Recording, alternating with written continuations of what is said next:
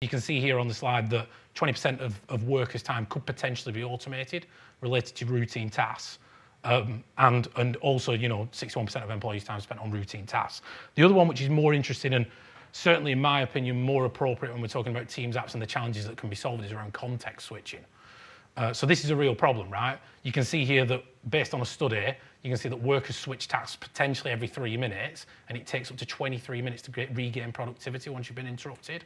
So we can bring apps into the workspace where they're spending their time today, so line of business apps and third-party apps into Teams. There's less opportunity for context switching to occur, and it's also a nice experience, right? If you're in a chat with a colleague and you're talking about a specific object or an entity that exists in a third-party app, if you can share information about that without them having to leave Teams, then that's a good experience all around. And that's one of the things you can do with Teams apps and integrations, but there's so much more as well.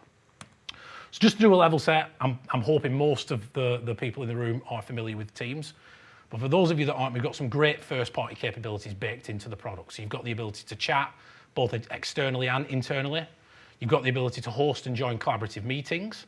You've also got the ability to place and receive PSTN calls, for those of you that aren't familiar with that. And of course, it is a workspace that allows you to place files and then benefit from all the collaborative capabilities that SharePoint provides. And we see customers really benefiting from this. So for example, they create a team, they drop their files into that and instantly gain access to capabilities that exist in SharePoint, such as co-authoring, for example. And it's like a magic moment. But we're not going to talk about those today. We're going to talk about apps and workflows. And you can see here on the right-hand side, this is an example of a Power App, so a low-code app that's been developed by a customer and brought into that Teams workspace, in this case, to allow you to check stock, process returns, and approvals. Now, there's a number of different ways to get involved here. One of them is to enable customers to build apps. So you'd go in, you'd offer some sort of service, create a center of excellence, and then the idea is that these citizen developers, through the use of the center of excellence, create their own apps because they know all about the processes, and then they'd surface them in Teams. That's one opportunity, probably not the one that most people want me to talk about today. The second opportunity is to go in and offer services to customers to build custom apps. So we all know a lot of our customers potentially have built their own apps. They're mission critical line of business apps. They maybe are accessed either as a native application or through a web browser as a web app. You can actually go in and help them change that into a Teams app. So we'll cover some of that as well. And the demo that I've got is an example of that. The third opportunity, and it's the one that myself and Scott spend most of our time covering, is working with our ISV partners who have SaaS applications and helping them essentially create a Teams app that sits in the App Store. And you can see the App Store here on Teams, just there. So that's available for customers to use today, and you can surface your app, and there's all sorts of really good stuff you can do there. And I'll cover this later, but you can also transact licensing now through Teams as well. So if you're charging per user per month, per user per year, when the user goes to install that app through the App Store, so the multi-tenanted SaaS app, you can ask them for credit card information. We then process that, and through Partner Center, there's a small fee that we charge, and then you receive the payment. So all that's great. Let's just talk about some of the more technical stuff. So when you're building an app for Teams, you've got a number of different interfaces that you can choose to use. And depending on the type of scenarios that your app and the capabilities that your app provides, one will be more appropriate than the other. If we start with tabs and personal apps, this is probably the place that most partners start with when we talk to them about Teams apps. And it's probably the easiest one to understand as well. Essentially what you're doing here is you're taking a web app and you are iframing it inside the Teams workspace. Now, the great thing about personal apps and tabs is they can also be pinned to the left-hand side. So if I go back a slide, here, you can actually pin applications. So if you're working with a customer who uses your app day in, day out, if you create a Teams app, they could actually pin that, if it's a personal app, down the left-hand side, making it dead easy for them to access it when they're in Teams, which means everybody wins all around, right? You've got usage, and your customers have got value through your app being delivered through Teams. So that's the first type of interface, so tabs and personal apps. We've then got bots, and then we'll move on to the more advanced scenarios. So bots are exactly what they say on the tin.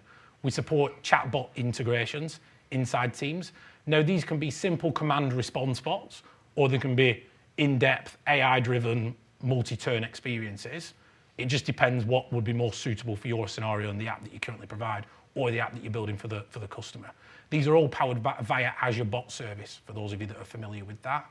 And there's essentially a Teams integration where you create a Teams app, it plumbs into the Azure Bot Service, and then when the user communicates with the bot, it's routed via Azure Bot Service into the bot that you host or the customer hosts. You've also got the ability through bots and through Graph API, which we'll talk about a little bit later, to actually proactively message individuals and place things into the notification feed. So for those of you that use Teams day in, day out, you'll know that you've got an activity feed and you receive a toast notification on Windows or a push notification on iOS. You can, if something happens in your application, let's say a certain threshold's exceeded, or you just want to notify the user of a certain event, you can absolutely do that through the bots. And in the demo, I'll show you how you can make those bot communications that you send down. You can nicely forward them out using adaptive cards, which are actually covered on the slide here. Those cards can also have buttons on them that then makes the notification actionable. So imagine you've got an approval type workflow. It's perfect for that sort of stuff. You know, let's take a holiday scenario, right? This is an easy one to understand. You want to book a holiday. The bot could then notify your manager with a nicely formatted adaptive card. The manager is in the flow of Teams. They're doing what they're doing. They click the approve button or they click the reject, provide a comment. All that information then gets approved or rejected and the comment gets stored in your third-party application. You've then got some of the more advanced, they're actually bot integrations, but we call them advanced integrations into Teams. And I'll cover these in the demo in a second. You've got message extensions, which allow you to search for information that exists in a third-party app using a built-in capability in the Teams interface, and then essentially share that information with a colleague or with an external party in Teams in the form of a nicely formatted adaptive card. And you've also got meeting extensions as well, which we've got some slides on. So you can actually bring these apps into the scope of a meeting as well, which for certain partners that we've worked with is absolutely perfect. Imagine like Scrum management and that sort of stuff. Brilliant to bring all that information that's stored in this third-party app directly into that meeting. And then when you're talking about certain items, you can mark them as completed or assign them to a different individual or whatever it might be. You've then also got Graph API capabilities. Now, I'm sure some people in the room have worked with Graph API, but for those of you that aren't familiar, this is our unified API endpoint for Microsoft 365. So you can essentially do CRUD operations, so create, read, update, delete operations in the world of Microsoft 365. But you can also access some of our AI intelligence. So take, for example, when your customers log in or when you log into office.com, it will tell you about documents that your colleagues are working on that you have access to that you may care about, right? These are relevant because you work with this person on a regular basis and they're working on this document that's been shared into a group that you have access to. You can actually surface all of that in your third-party application or in the app that you create for Teams should you want to. There's also webhooks and connectors. Now, these have been somewhat superseded via bot interactions just because they are a little bit more two-way, so you can use the cards with the buttons. But if you want to build a simple notification into a channel, you can still use the webhook service through Office 365 to push that into Teams. There's also cards, which I've mentioned, and task modules, which we'll cover in the demo. Task modules are similar to tabs, but they provide a pop-out experience. So imagine you're in a chat with a bot, and suddenly the conversational view doesn't quite work for something that you're trying to display. Maybe it's a dashboard or whatever it might be, some more information. Just pop out into the task module and just iframe whatever it is that the user cares about at that specific moment. Now, final slide before we jump into a quick demo. Essentially, all of those interfaces that we discussed, which are in the center, you package those up into a Teams application, which we call the manifest. These are just pointers at URLs, essentially. So it'll be a pointer at your web app if you're iframing it, or it's a pointer at your bot ID, which is then configured in Azure Bot Service where it should send it to. What the slide's essentially trying to say is on the right-hand side, if you've got an existing app that's using web technologies, you can absolutely use that. So you could iframe those web apps. If you're using Microsoft Bot Framework SDK today, it's an extension to use some of the specific Teams capabilities. So if you've got a .NET bot, you just override some additional methods, and then you gain access to things like Teams single sign-on, or the ability to invoke a task module, which is specific to Teams. You wouldn't necessarily be able to do that in a web interaction with the bot outside of Teams. And of course, if your customers are building Power Platform apps, you can surface that sort of stuff inside Teams as well. This is the final slide before the demo, sorry. The other thing as well that's great about this is, when you create that Teams app, customers immediately then gain access to your app, whether they're on the desktop version of Teams, so the native clients on macOS and Windows, but also when they're on the go on their mobile devices. And bot interactions and message extensions and that sort of stuff are really, really, really nice on mobile. You know, we've designed the UX, and you just deliver those adaptive cards down basically as JSON, and you don't have to worry about the formatting. We handle all of that. So the idea is if you're on the go and you want to do an approval, you send a card down, that's then formatted beautifully on Windows devices, you know, the desktop view of Teams, in the web view of Teams if they're logged in via a web browser, but also beautifully on those mobile experiences. and you get that push notification if you configure it to do it. So, it's one of those where you build it once and you get it across all of the platforms. So what I'll do now is I'll bring some of this stuff to life. We've got a demo, and just add some context around this. This is a demo of a recruitment app that's been built specifically for our friends over at Contoso organization. And what I'll do is I'll just run through, step by step some of those experiences and those interfaces just to bring it to life. And because we've got an audience of, lots of developers, I might just break the immersion and just drop into Visual Studio every now and then when I talk about single sign-on and stuff. And if you've got any questions, just feel free to shout out. So I will actually have to, because I'm mirroring the screen, close this presentation down. And then if I head into here, see that on the screen? Good stuff. So as you can see, here I am in Teams. Now I'm using Edge to access Teams here, and I'm logged in as a user in the Contoso tenant. Now, as a recruitment person, I can do a number of things with this app. The first thing I'm going to demonstrate to you is that personal app. So you can see here we've got an app pinned to the left-hand side called Contoso Talent. If I click on that, it then brings me a dashboard view of all of the open positions that are available across the Contoso organization. Now, this is essentially an iFrame web app, and we've used some of the Fluid framework components to make it look like a native Teams app, and those are open source, so you can use them if you want to build an app that looks like a Teams app that we built. But the key thing that we're trying to demonstrate here is you can deliver the iFrame inside Teams, but the second thing, which is more important, is the single sign-on. So you can see here, and you'll have remembered when I clicked onto the app, I wasn't asked to sign in again. And that's one of the key things that myself and Scott talk to partners about. If you want to drive usage of a Teams app, make sure that you're utilizing the Teams SDK to get single sign-on. Now, I'll walk through some of the code in a second, but essentially what happens is, if you use the Teams SDK, there's a new function that was brought into the SDK maybe about 12 months ago, maybe slightly longer, that allows you to silently, so non-interactively, swap the access token that was provided to the user when they signed into Teams for an access token issued by Azure Active Directory where the audience is your application. So then you can take that, swap it maybe for an access token behind the scenes that your APIs care about, match the user based on UPN or email, and then deliver the view without asking them to sign in. That's one of the things that we've seen over the years that we've been working with partners. If you ask them to sign in when they open the Teams app, a lot of the time they'll just open the app outside of Teams.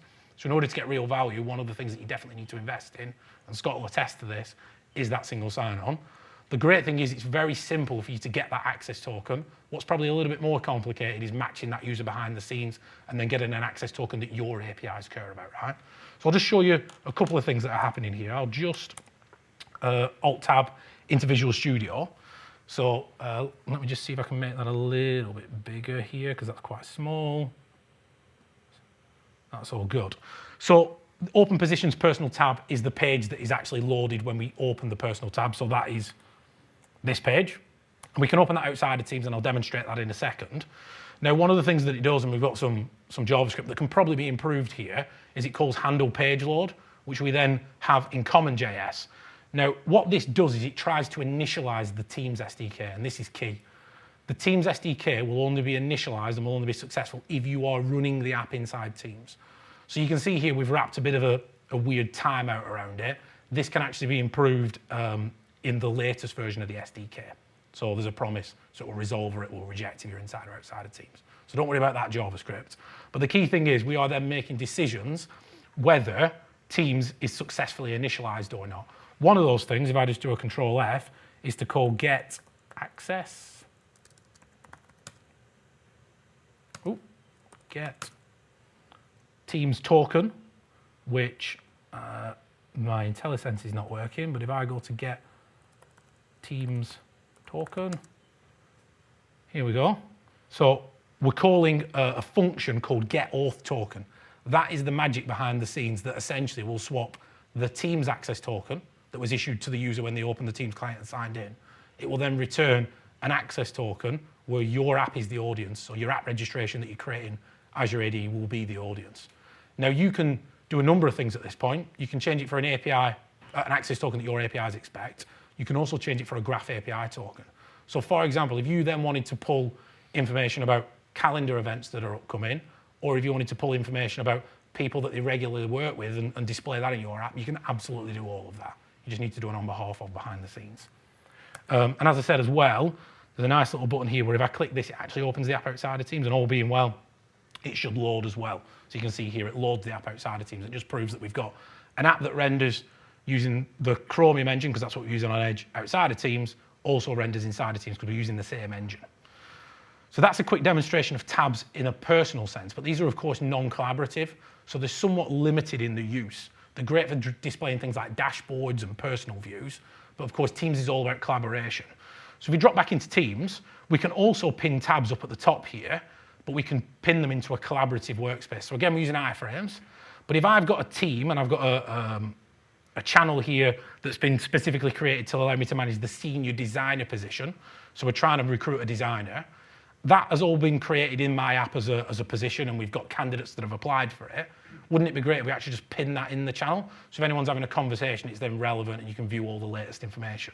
So one of the things that we can do through something called a configuration page is if I hit the plus, we just wait for a second just for it to load, and I hit Control-Alt-Talon, what this does now is it displays the configuration page to say, what do you want this tab to be called, and which specific object do you care about in the third-party app that you want to pin. Now, of course, the objects that it lists here are the various job postings that we've got available, and I care about the senior designer, and I'm just going to put SD as the tab name and hit save. Now, if I tick this box here, it actually pulls a message into the channel as well to say that I've created this, and then we can have a conversation around the object. But what you'll see here is we've got a tab again, so this is just an iframe that's being delivered in that Teams collaborative workspace that then allows me to view more detailed information. Now, again, the key thing to call out here is when I click on the tab, it doesn't ask me to sign in, and it also doesn't ask me to navigate through the entirety of the application. So the way that we handle that in the world of Teams is you've got two options. You can either use a query string and then process that and then redirect, or there's some context that's shared using the SDK. So there's something called entity ID that gets passed in. I'm not going to show you that because we're going to move on to bot stuff now, but it's all in the SDK and you've got some options there. The key thing is make sure that you're navigating directly to that object, or it just breaks immersion, right? If this just opened up the home page and then I had to click on the senior designer position, that would offer very limited value. But one of the cool things here is I'm sorry about this yellow bar at the bottom, it's because I'm recording my screen. One of the cool things I can do here is if I have a colleague, let's say it's Megan, I can @mention Megan because she's part of the team, so therefore she has access to the channel. I can say, how are we getting on with interviewing Bart? Now, because I mentioned Megan, she's then going to get a toast notification or a push notification on her device. She's going to see this message. She can then click on this and be taken directly into it. And then, if needs be, if she wants to view some more information about Bart Frederick, she could actually click on that, see that there's been no feedback. So if she's already interviewed Bart, we know that Megan then needs to leave some feedback. So how does Megan do that? There's a number of different ways, but the way that we demonstrated is through that bot interaction. So if I head back to the personal app on the left-hand side and hit chat, you'll see then it opens a chat experience. Very similar sort of experience to if you're having a chat with one of your colleagues in Teams. And it's actually also available in the chat app as well, but it's also available in the personal app. So I can send just a quick cry for help to the bot just to wake it up. And let's say I want to leave some feedback about our friend Bart Frederick. What I can do, if the copy and paste gods are on my side, and it looks like they are, is I can send some information to the bot to say, hey, can you bring back some information that's stored in the third-party app about Bart Frederick? And what it's done here is, essentially behind the scenes, the bot receives the message saying, I want some candidate details about Bart Frederick, and then jumps into a dialogue, makes an API call into the back end of the HR app or the recruitment app, pulls all this information, generates doesn't render, but generates a JSON file that represents what you're seeing on the screen here, pushes that back down in response, and then the Teams client does all the magic here and renders this card beautifully on either desktop or mobile. So if I was on a mobile device, the card, of course, would be thinner and some of the stuff would move around, but it would still look great. Now, we can see here that we've got some information about Bart, and that's great. We can see we've got a description, current role, etc., etc. There's a number of different things that I can do here. If I've already interviewed Bart, without having to navigate into the third-party app and through an interaction via the card, I could leave a comment. But if I also still need to schedule an interview with, say, another person in the organization, I can hit schedule an interview, and that opens a card within a card, again, beautifully rendered, and allows me to pick from a list of people that exist in that third-party app, so our recruiters, the people that are going to be doing the initial interviews, let's say, and I can say I want Ron to do an interview, and I want it to be on the 26th, and it's going to be a follow-up interview and I also want it to be a remote. Now, the great thing about all this when I click schedule is that's going to be delivered back to the bot in the form of a data payload. The bot's then going to process that, make some API calls into my back-end system, but it's also going to make an API call to Graph API to schedule a Teams meeting and invite all those people in without anybody else having to be involved. I'm going to get a scheduler in to check calendars, and you can bake a lot of great capabilities in. And there's actually an API resource in Graph API, which will allow you to you feed essentially some names in, so the UPNs or the emails of the people that you want at the meeting, and it will essentially suggest times when they'll be available. So you can bake all of that. You don't have to write that yourself. So if I hit schedule, we should see that the card updates and says that the interview's now been scheduled. We can now see that there's a new button that's appeared, but also I can leave a comment. So let's say I did, and I can say we should give bot the job and hit submit. So we can send some text in the form of a string back to the bot. And then of course, the magic here is we can open up a task module and we can see all of that information represented in the application inside that iframe. So another iframe that's being delivered here. And of course, you've got freedom over the type of information that you want to deliver here. So this could be an adaptive card, but it could also just be a web app that you've built that you're delivering in. I think the key thing about these are, again, make sure you're not asking the individual to navigate through your entire application to get to bot, but also remove some of the chrome around the outside, right? Because they care about that specific object. And you can see here, it's all working as expected. We've got my comment and we've got the interview upcoming with Rob. So all good stuff. So we've covered personal tabs and we've covered collaborative tabs where you pin them into channels and Teams workspaces and an interaction one-on-one between a bot. Now all of this stuff, and I probably won't have time to demonstrate it, can of course be proactively notified. So I actually asked for that information, but there's also the ability to proactively notify. So if something changed in my app, I could of course send that card down. So let's cover some of the more advanced type integrations. And I'll show you an example of a messaging extension. So you can see here I've got one of my colleagues, Nestor Wilk. I'm in a chat with Nestor, all normal stuff. If I hit the three dots here and I click Contoso Talent, this is an example of a message extension. So this allows me to search for information that exists in a third-party app and then represent it in a Teams chat or a channel in the form of an adaptive card. So if I know, for example, that Nestor's set to be interviewing Donna, and I definitely want them to leave a comment as soon as possible because timescales are tight, I can hit Donna. That then renders the card and posts it into my compose box, and I can say, hey, Nestor, so make sure at mention, then he gets the toast notification.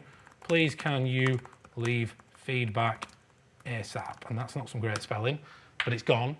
And that's a way of searching for information that exists in your third-party app and sharing context, rather than just sending a message saying, did you interview, and leave feedback for Nestor. We can actually share that information. And then when Nestor receives that message, he might be on the go, he can just hit leave comment on his mobile device, and away we go, we're happy. The other thing that you can do with message extensions as well, which are actually called message actions, is you can search for information. You can see here we've got two tables, but we can also create information in a third-party app. So I'm actually going to create a new job position here. So I'm going to hit a new position, and it opens up a task module. We've actually got an adaptive card nested inside this task module, so it's not an iframe. And I can say, right, well, we need a Teams administrator. And the level's going to be 9, and I'm going to say we need a Teams admin. Hit create posting. It then shows me the card that has been created and allows me to click share position. That then goes into here, send that through, and I might have a message to say, hey, you're now in charge of this position, make sure we get some suitable candidates. I can hit view open positions, and this is another thing that should work but isn't. We actually have deep linking, but I think I changed some of the IDs, hence the reason why it's not working. But one of the great things about all that is you can see here that it's actually created and it's now displaying it in the dashboard. So again, all in the context of what you're doing, and makes it relevant. You're not having to navigate away to that third-party app. And that's just a demonstration of the various interfaces. We'll cover some of the more advanced ones throughout the slide deck, and I'll do some live demos as well of Graph API. So I'll go back to the presentation. And hoping all of this is useful. Let me know when that comes on the screen there. I think we're good, and I'll just activate the pen. So what ties all of this together? I think I covered this at a higher level, but essentially behind the scenes, you have a manifest file, which is quite a simple file. But what it does is it says which capability do you have enabled. So do you have message extensions in your app? Do you have a chatbot? Do you have personal tabs? Do you have configurable tabs? Is your meeting extension supported? All of that's configured with the URLs of the bot ID, That then links back to your application, and the bottom one is if you're using the webhooks as well, so that links you back into the Office Connector portal. But essentially, the magic is this manifest file then gets zipped up with a couple of PNGs, which represent the icons, and then you either sideload that for a specific customer. So if you have worked with a customer, you've gone in, you've done some consultancy, you've discovered that they've got some apps that would benefit from being delivered inside Teams, then you would sideload that for that specific customer because no other customer needs that, right? So like that HR app, that's specific to that customer. If you're building a multi-tenant SaaS application and you want to provide that to all of the customers and benefit from that massive total addressable market, then you take that zip file, you go to Partner Center, and you can actually submit that to the Teams App Store. Now, one thing to be aware of there is that we do quality assurance checks on those apps, and we've got a long list of criteria that your app has to meet. So there's a quality assurance and a certain quality bar that your app has to meet before we accept them onto the store. So just be aware of that. Now I'll cover this super. On that point, do you make that available in terms of that checklist? Yeah, all of it. There's a long Microsoft Docs article that covers all of the stuff that the team's looking for. The thing that I'll say about that, and Scott, you'll attest to this, if they see a button in your app, they will press it and expect it to work. The other thing to be aware of as well is, in your manifest, there's some vanity information, right? So you've got an app name, description, short description, long description. If your app claims that it does something in the description and it doesn't do it, they'll fail you on that. Your app also has to offer what we call like minimum value to customers. So we've had some ISVs that have built really basic apps, I'm talking really basic apps, where they've submitted them to the store and they've said, look, it doesn't offer enough value. Now, if you've got an existing, these are new apps that ISVs were building. So just be aware that it has to offer a minimum amount of value, has to meet quality standards, has to render well on mobile. They really do, it's thorough, isn't it, Scott? You know, we've had partners that, the best that we've seen is if you're submitting your app to the Teams App Store, the best, and this is the exception rather than the rule, is 5 days for approval and 1 iteration. So they tested it, found a problem, sent it back fixed. And that was actually last week by Sage people, so our friends over at Sage. The worst that we've seen is months and months. And I'm talking like 6 months plus. And that's because in some of those circumstances, maybe they didn't finish the app before they submitted it and they were expecting our QA team to be their QA team. And then things get a little bit frustrating because, you know, you're going backwards and forwards. So what I would recommend, and Scott, I'm sure you'll nod your head here, is make sure that your app is tested thoroughly before you submit it to the App Store team. Because they do test everything. It's thorough, proper thorough. Which is maybe slightly different to some of our other app stores that we've built in the past. Yeah, but it's good, right? It's good. There's only quality stuff on there. And we're also seeing that if your app suddenly, let's say, doesn't meet quality criteria because you've made some changes, you will receive notification through the same team to say, hey, you've got a month to sort this problem, unless you give us a justification. So we're keeping the quality as high as possible. We want customers to have confidence that if they install a Teams app, it'll work and it'll do what it says it's going to do. Any other questions on that? I haven't frightened anybody, have I, with the QA requirements? Go for it. Have I frightened you? No. With the existing applications with, say, thousands of features, how could QA they're not going to test all that? The idea is you don't bring your entire application into Teams, so it's just the stuff. And we've seen partners try and bring their entire app in, hence the reason why sometimes it takes 6 months and then they give up. What we would recommend is only bring a subset of your features that make sense to bring into Teams. So take, for example, Sage people, right? I'm going back to Sage because it's fresh in my mind and I worked really closely with them over the last 6 months. Their app's massive, right? That's a big app because it's built by Sage and they're a big ISV. They have focused very much on the holiday booking experience. So the idea being that if you book a holiday, it will notify your manager and allow them to approve it. So they've started small, and then they've got plans to do a V2, V3, V4, so build on top of it. Now, that would be our recommendation. Some ISVs don't take that recommendation and then try and put it on the store and go through a frustrating experience. But really, you want to focus on the stuff that's going to benefit most from being in that collaborative workspace. And that's difficult sometimes to define, but we can probably help with that if you want to have a chat with us. All good? Good stuff. So I'll cover Power Platform super quick. I'm sure everyone's heard of this. If you haven't, it's our low-code, no-code platform. So I mentioned it earlier in the presentation. There's some really great things about this. The idea being that you can enable customers employees, essentially non-developers, to create their own apps, and you can do all that safely by wrapping around a centre of excellence. So a lot of our services partners out there have had some real success going into customers, selling the Power Platform dream, and then helping them build centres of excellence so that the apps that get created are safely hooking into other third-party apps. Now, the great thing about all of this is these apps exist inside Teams, and they're also seeded with the Teams license. So take, for example, if you want to build a Power App to, let's say, manage a basic event, you can do all of that using Power Apps inside Teams and then surface it inside Teams and then share that with colleagues. All possible. You can build virtual agents as well without having to write any code. Again, seeded with the Teams license. There are, of course, some major caveats associated with that, where you don't get the premium connectors and blah, blah, blah, but you do get some of the capabilities, a subset of the capabilities, seeded with the Teams license. The reason why I mention this is we're increasingly starting to see this Fusion development movement take off.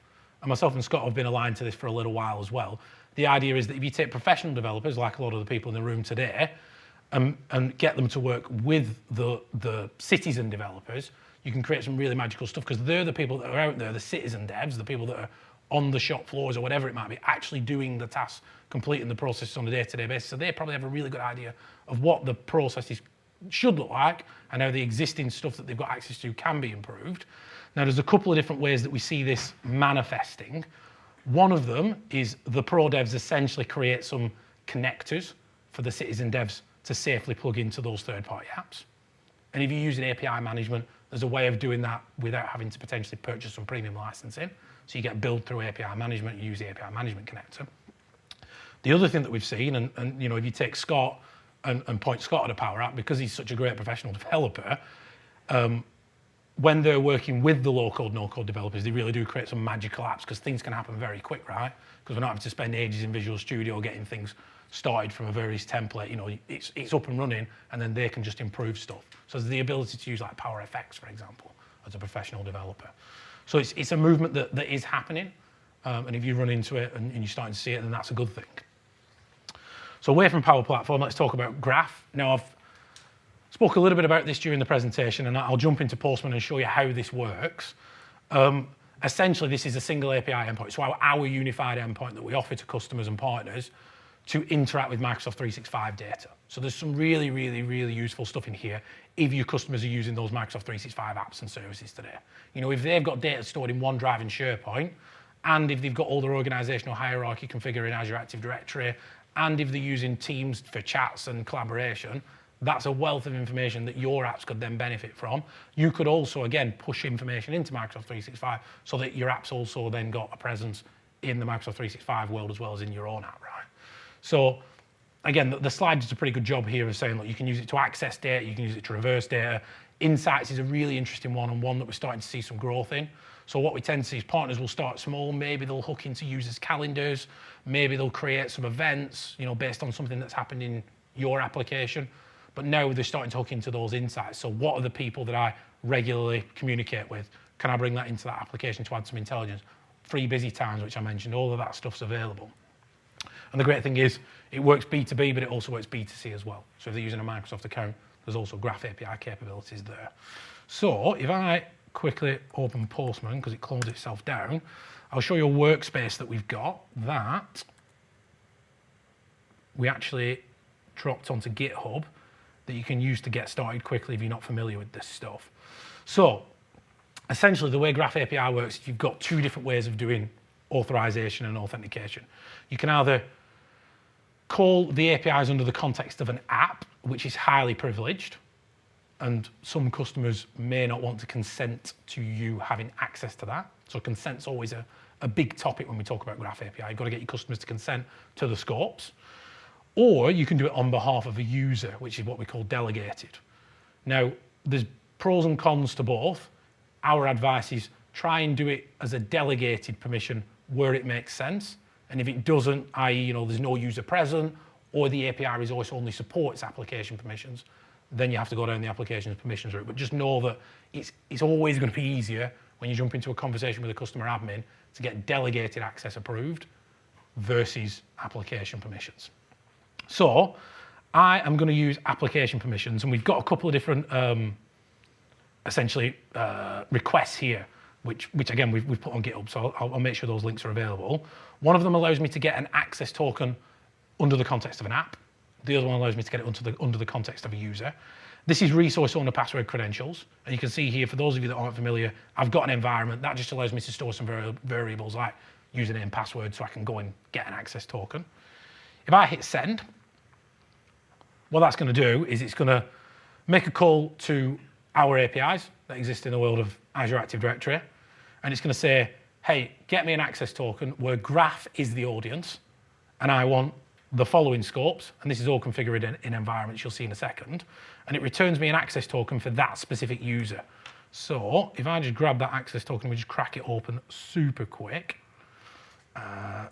jwt.ms is as good as any, so we'll use that. What you're seeing here is the audience, and this is a well-known GUID for people that work in the world of Microsoft Azure AD. That means Graph API. So that means that we can submit that to Graph API to then start interrogating information or changing information, depending on the scopes. You can also see the name of the app. So my app's called Contoso Web App. You can see that this is for a user called Alan de Jong.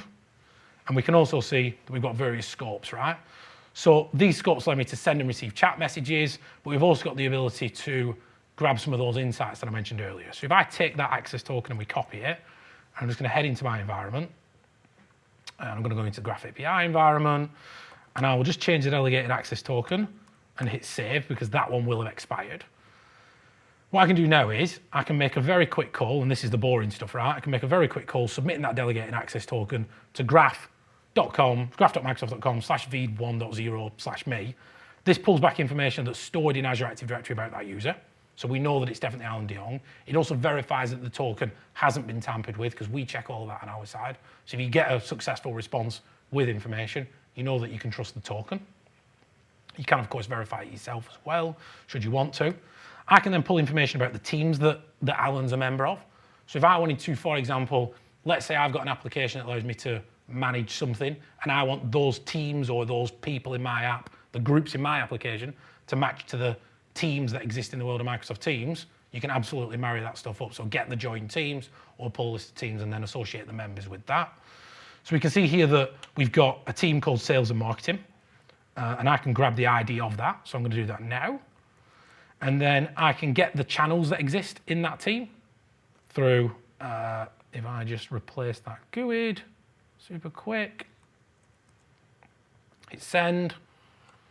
We can see now that that's pulling back the channels. So there'll always be the general channel, which is the default one, but this one has an additional one called monthly reports. So I'm going to grab the 19 colon ID because that's the ID of the channel. And what we're going to do is send a very basic message into that channel. So I need to replace a couple of things here. The first one is the channel ID. So I'll do that now.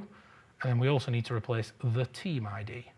So if I grab this, do this, and I hit Windows V, that's my friend today. So I'm just going to send a message on behalf of Alan. So you can send messages into Teams chats or Teams channels as the user. And again, there might be a specific use case in your application where rather than sending it as the bot, which you definitely can do, you can also send it as a user if you've got an access token. So it might make sense to notify somebody as the user. They've done this in my third-party app rather than having the bot as the middle person between them. All being well, we can see here that we get a response. If I now navigate back into Teams, find the associated channel, what we're going to see here is a message from Alan saying hello world, which is great. That's all pretty basic stuff though, right? If we then go to relevant people, this is a quick example of the Insights APIs that you can take advantage of. So by making a call using the same access token with the appropriate scopes to the me/people endpoint, this will then bring back a list of people, and it will also then give you a relevance score. So the relevance score dictates how relevant that user is, and the higher, the more appropriate it is to say, this is somebody that you work quite closely with. And then you could create an organizational hierarchy, or you could suggest that maybe if they're in your app, they share it with these individuals when they want to share something. Just making that experience just maybe a little bit more fluid, a little bit better from a UX perspective. Now, if you want these collection of requests, as I said, they're on GitHub, so just hit us up and we'll share our GitHub links and you can download them and have a play. The other thing that's worth mentioning as well is that HR sample is also available as a lab. So I was going to mention this at the end.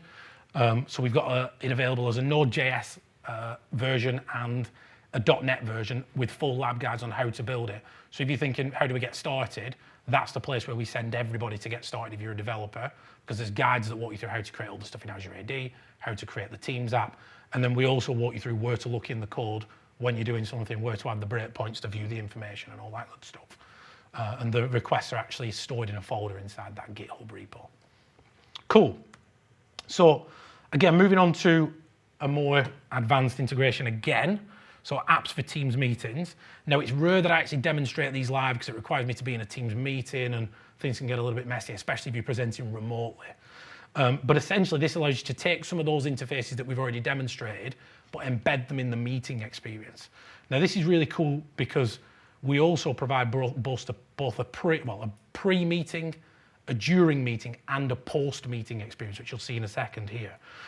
So the pre-meeting experience in this case, this is for an app that allows a meeting organizer to capture feedback. So it's about adding some structure around maybe a scrum meeting or a general gathering of a team. You can see here that the meeting organizer, in this case, is able to pre-populate which questions. Now, the way the app gets added into, and I'll just switch to the pen again, just give me a second. The way the app gets added into the meeting is once hold up. The pen's not working. The little plus icon next to the contour up at the top, once the meeting's been scheduled, you can then add your apps into the meeting.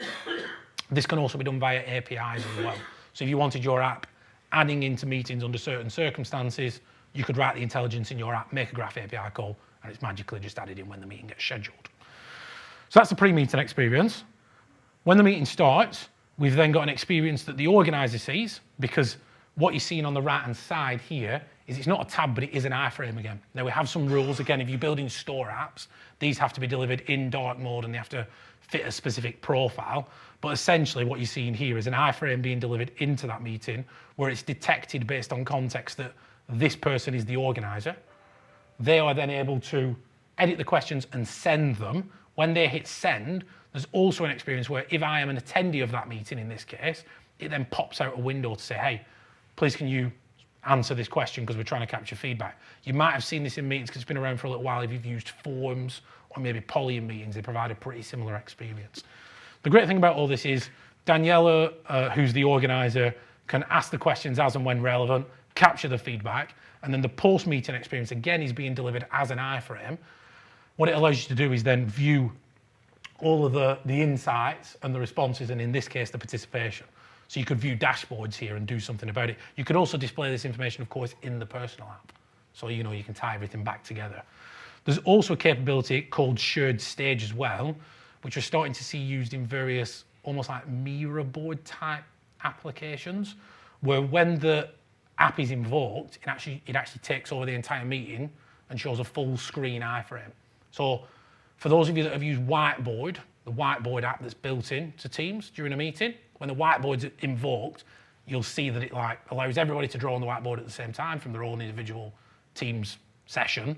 That's using shared stage essentially behind the scenes. And that's one of the things that I wanted to emphasize when we talk about Viva in a second.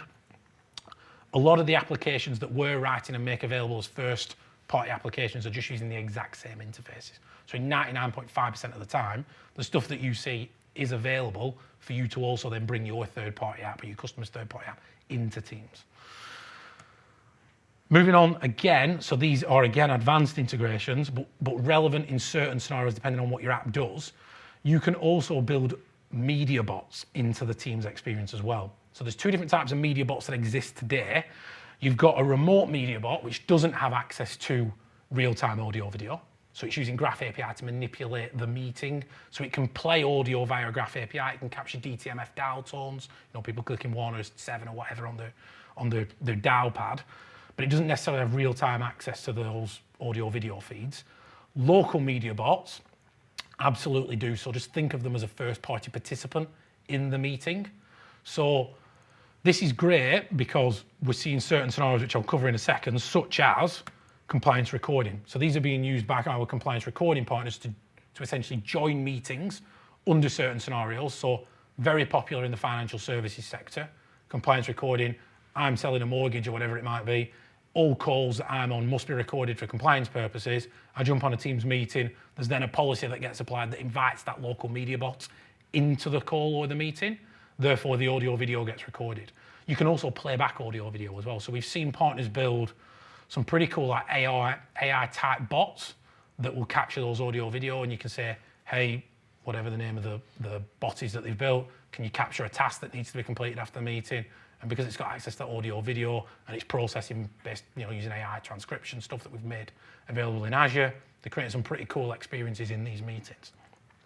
The other advanced type of integration as well that we're seeing as well, and there's a certification program built around this, so let me know if you want to have a conversation, is contact center. So we're increasingly now starting to see customers use Teams for calling. So they've got the right licensing in place to allow them to receive and place PSTN calls all within Teams. There are now apps that do contact center stuff that are being delivered into Teams. And there's 3 different ways you can do it. We've got the Connect, which is essentially using some back-end PBX type capabilities to hook into Teams and then doing some control stuff. But the more, I guess the fancier stuff and the more integrated stuff is using Power and Extend, which is then using all of that stuff that I demonstrated earlier, plus the meeting apps to then do things similar to like Screen Pop. So you're in a meeting, you've got a contact center that's hooked into your CRM, it identifies that this is the customer, it then displays that relevant information to the agent as well. So really, really, really exciting area for us. And again, if anybody's in this area and want to have a conversation, let us know. We do have a certification program for both compliance recording and for contact center.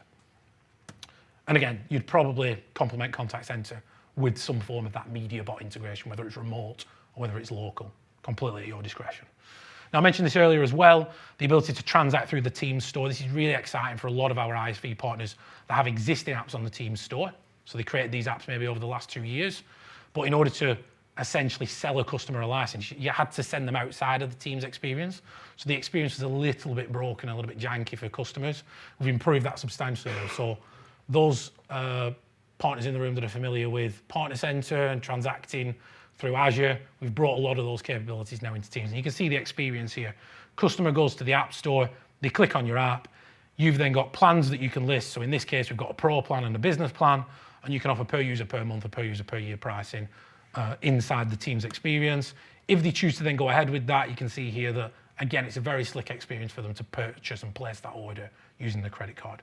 So all good stuff.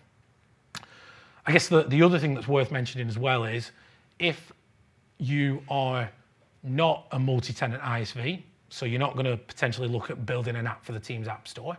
Instead, maybe you've got a services offering, you do more of a consultative type thing where you're going to see customers improve their apps and you want to bring those apps into Teams. There's actually a workshop that's been created that is specifically built around that. So it's supposed to take 3 days. Of course, the size of the customer will dictate how much time and who's involved, but this allows you to wrap some structure around that initial workshop to go in, discover customer challenges, how big is the problem, how much effort is required to actually solve that problem by changing it into a Teams app, and it allows you to map that out with the customer and then decide where you're going to focus your efforts first. Now, the idea is that you focus your efforts on the high impact stuff, lower effort stuff first, and then work your way across the graph that you produce. All about building a plan, these workshops, not necessarily about pressing the buttons. The idea is you then produce a statement of works. There's also potentially, under certain circumstances, some funding available for these workshops as well. But it does require customers to meet certain criteria. If you want to know more about that, again, just give me a shout afterwards. We've got an aka.ms link which details all of that. And there are also workshops, not just for Teams apps, but also for telephony and all that good stuff as well. For our ISV partners, though, we do have a structured engagement model that myself and Scott deliver to manage partners in the room and also to recruit partners. This is what you'll be looking at, whether you're working with us or whether you're working directly with Grey Matter. And it's kind of tried, tested, proven. We've been doing this for over 2 years now, and it works really well. And it results in high quality apps being built on the store. So you've got an ISV app today and you're thinking, I think we want to create a Teams App Store version of that. This is the steps that we'd recommend that you follow, right? So it starts with you and us committing resources, or you and Grey Matter committing resources to help you with the Teams app build. Then there's an envisioning step, all pretty standard stuff. I'm sure you're familiar with this. Go through the design. That could be bringing your existing app that you've got today into Teams, or it could be maybe building some new views and some new pages that's using Fluid Framework to make it look like a native Teams app, and then hooking into your APIs to populate that. That's been, I'd say, up to like 35% of the partners that we've worked with haven't brought their existing views in. They've actually rebuilt new views to make it look more natively like a Teams app. So that's worth considering. Then obviously you've got the development time, shipping, launching, and then succeeding is all about, you know, the quality of your app and then driving it either through your own sellers or working in collaboration with our sellers as well. And probably the final thing to mention here is, and I'm sure some of you have heard of this, we've also got this product called Microsoft Viva. Now, this is a collection of capabilities that exist and are primarily accessed through Teams today as first-party Teams apps. So take, for example, one of them is called Viva Connections. That delivers the intranet experience into Teams. So that SharePoint intranet experience being delivered into Teams. That is literally a Teams app using tabs, so a personal app. There's also other capabilities that are using very similar sort of stuff like Viva Learning, which allows you to deliver learning experiences, and you know, managers can track stuff and assign mandatory training and whatever it might be, all within the Viva platform. The reason why I only have one slide on this is the opportunity to integrate with Viva is somewhat limited at the moment. So you've essentially got two ways of integrating. You can either hook into the Viva Learning APIs that got released very recently. So if you are a learning provider, you can feed your learning provider type details through metadata into those APIs, then make it available to customers. That's new, so new and shiny. The second way of getting involved is the cards that you saw that the bot was delivering down to the users can also be delivered into that SharePoint experience.